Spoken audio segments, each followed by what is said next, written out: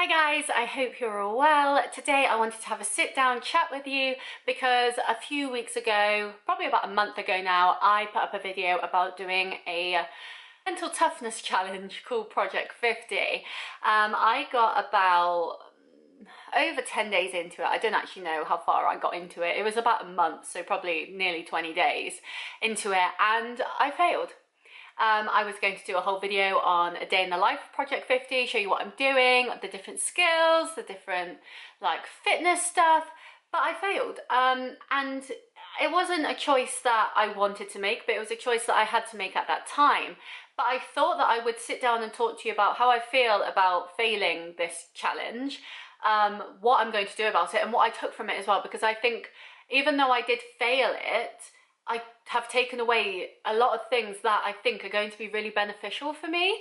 And so I don't think I really failed. Yes, I failed in the fundamental terms. Take a shot for every time I say fail. Don't do that, you'll die. But I do feel very accomplished because it shows me things that I feel I needed to know to understand habits more. And there's definitely things that I've taken from it that I want to continue. So yeah, let's chat about it. So if you want a breakdown of what Project 50 is, you can watch my video, which I'll link up here. But today I just wanted to talk about what aspects of it were harder or easier than others and how I got on with it. So the first aspect of Project 50 was wake up every day before 8 a.m. Fine. Easy. Some days I would literally wake up at 7:59, still counted, you know what I mean? It was absolutely fine. So that wasn't a problem, and that's something that I still try and implement in my life currently, while not doing Project 50, because it does make you feel accomplished knowing that you're up early and you can get more done in your day. I definitely used to be a night owl. I was never really a morning person, and so to be able to go through Project 50 and think actually I can be a morning person if I have a good nighttime routine, then that means that I can get more done with my day, and then that means that I feel proud of myself because I've got through it. Then that's great.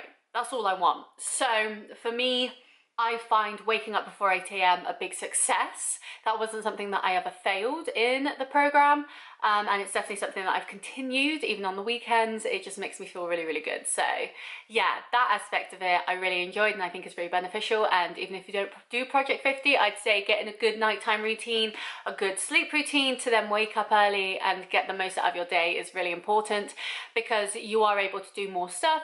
And even if it is, say, like me with my blog, I edit or write blog posts from my bed up until midday, that doesn't matter because I've still done 4 hours maths.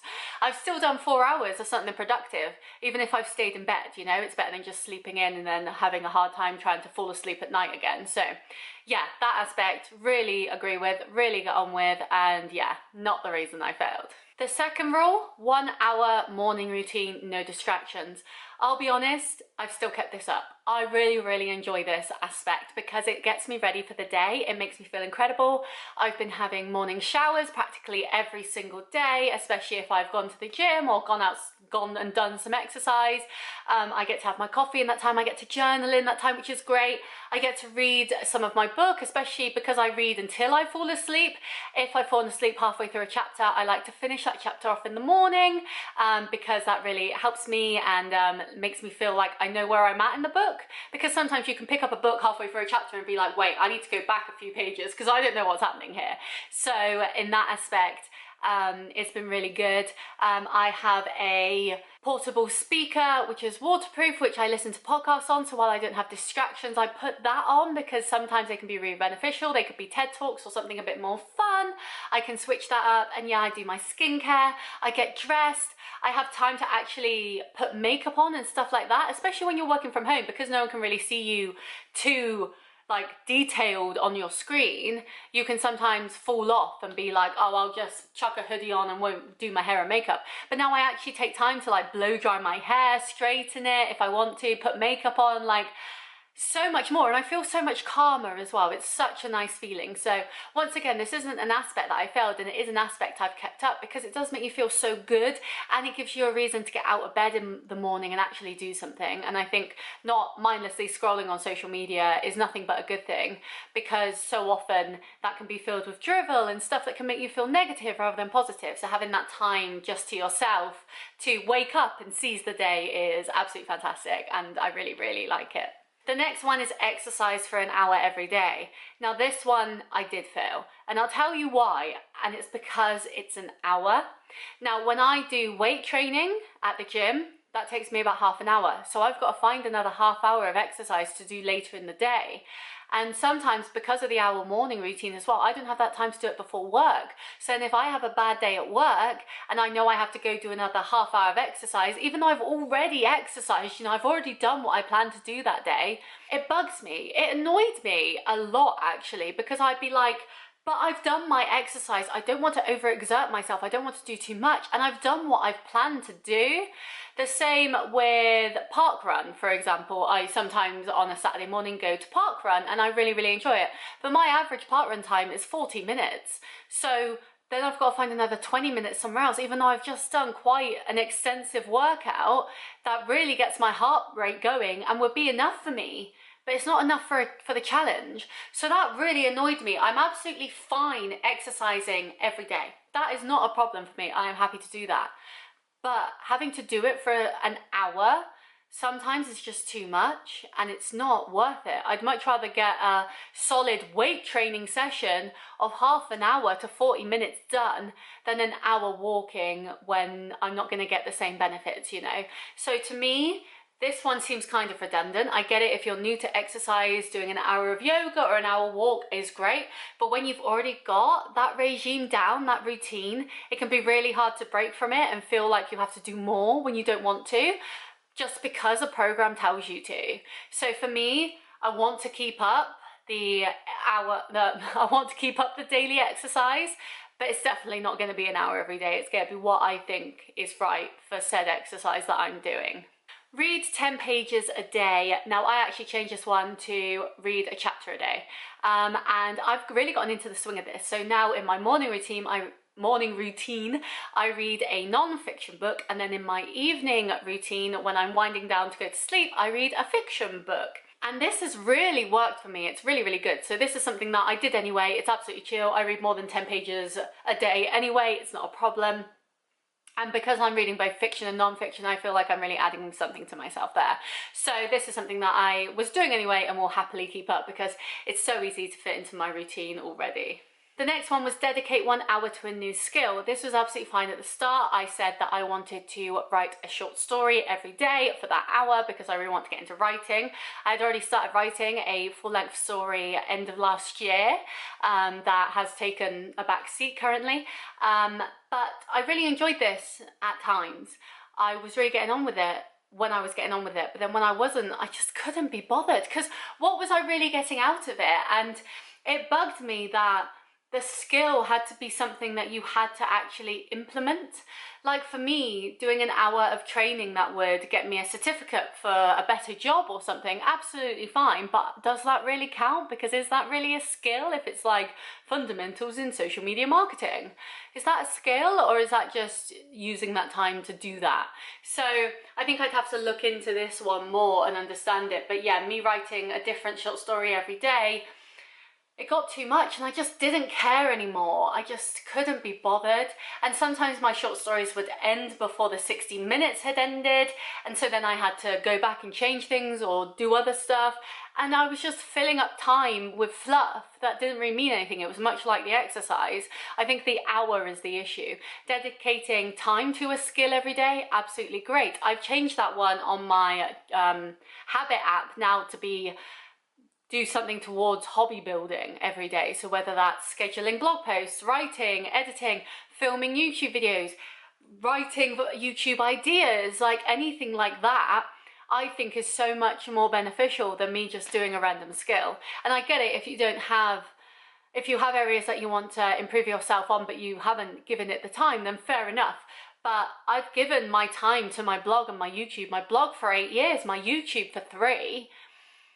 I don't need an hour every day to do that. I need pockets of time. So yeah, for me, it's the hour again. Anything with an hour, apart from the morning routine, seems to really annoy me.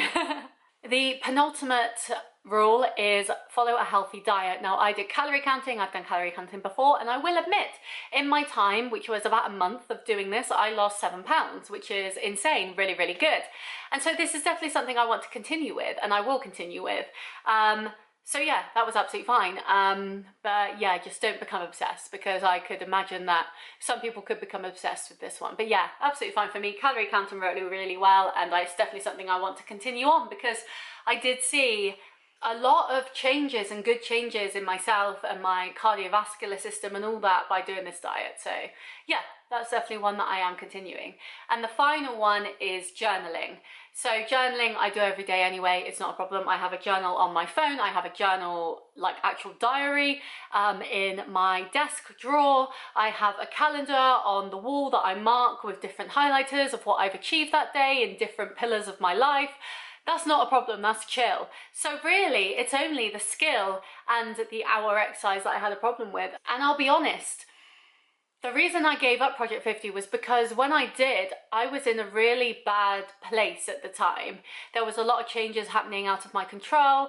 There was a lot of things going on that was taking up a lot of mental headspace. And so actually doing the skill was really, really taxing on me.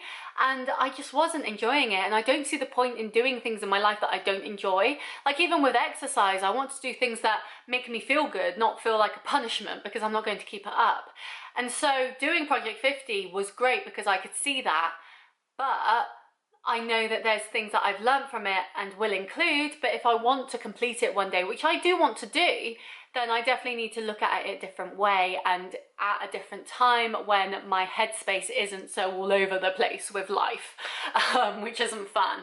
So yeah, Project 50, it's a great motivator. It's something great for people to do if they don't already do these things, because it can really get you into a routine and build habits that could change your life, literally.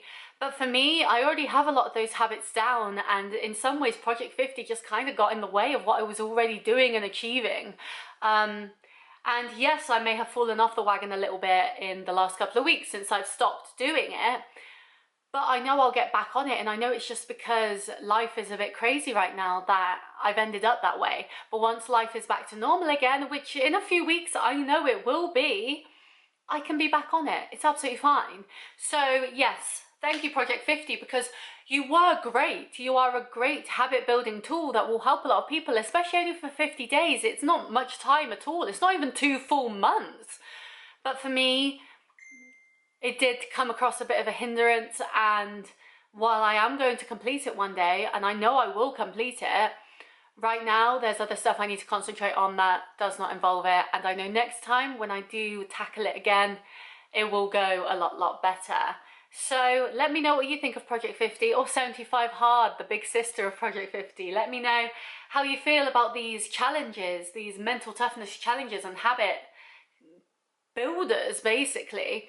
And let me know if you've done it and how you got on with it, because I'd love any tips and tricks. Thank you. But yeah, I hope you enjoyed this video. Please like and subscribe if you did.